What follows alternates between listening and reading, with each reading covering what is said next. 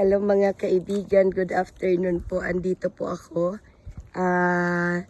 Bali po nagkakalkal ako ngayon ng aking lupa para po makukuha ko, ma-harvest ko po ang kamote.